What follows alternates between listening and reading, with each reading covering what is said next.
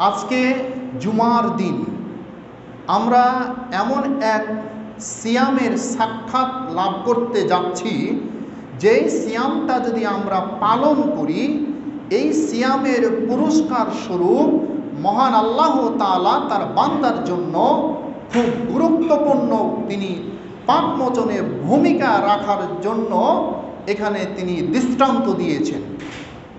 যেমন আরাফার দিনের সিয়াম।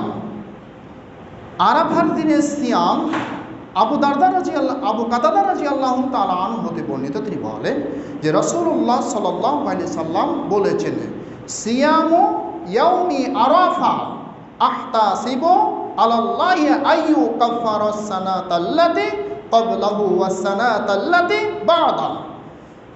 যে ব্যক্তি আরাফার দিনে সিয়াম পালন করবে, আরাফার দিনে সিয়াম রাখবে, আল্লাহ নবী বলছেন আমি আশা করছি আল্লাহ তাআলার কাছে যে এই সিয়ামের বদলে, এই সিয়ামের মাধ্যমে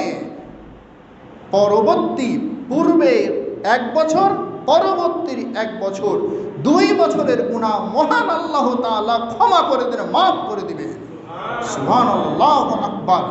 তাহলে বোঝা গেল যে আরাফার দিনে সিয়ামটা যদি পালন করি, আপনি অতীতে যে 1 বছর গুনাহ করেছেন, এর পরবর্তী বছর গুনাহ করেছেন, এই 2 বছরের গুনাহ আপনার ক্ষমা হয়ে যাবে শুধু এই আরাফার দিনে সিয়াম পালন করলে। তাহলে যারা আমরা এই আরাফার দিনে সিয়াম রাখবো না, তারা কিন্তু এই পাপ মোচনের সুযোগ লাভ করতে পারবে না। আর যারা আরাফার দিনে সিয়াম পালন করবে, তারা এই সওয়াবের নেকির ভাগীদার হবে। তাহলে আরাফার দিনে সিয়ামটা কখন হবে? এই আজকে জুমার দিন শুক্রবারের এই রাত্রিতে গিয়ে আমরা সাহারি খাবো, এবং আগামীকাল শনিবার আমরা সেই সিয়াম রাখবো। তাহলে আরাফার যিনি হাজিরা আরাফার মাঠে অবস্থান করবে আগামীকালকে, আর আমরা আরাফার দিনে সিয়াম কালকে রত থাকবো। তাহলে বোঝা গেল এই হচ্ছে আরাফার দিনের সিয়াম। ছোট্ট একটা দিনে আমরা সিয়াম পালন করলে এমন একটা সওয়াবের নেকির ভাগীদার হচ্ছে।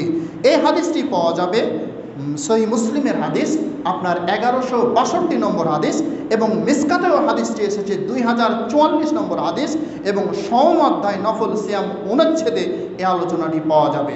আমরা সিয়াম কখন রাখবো? আজকে আমাদের বিব্রতকর পরিস্থিতিতে কিছু মুসলমান ভাই নামধারী আমাদেরকে বিভ্রান্তিতে ফেলে অধঃপতনের অতল তলে তলিয়ে দিতে চায়।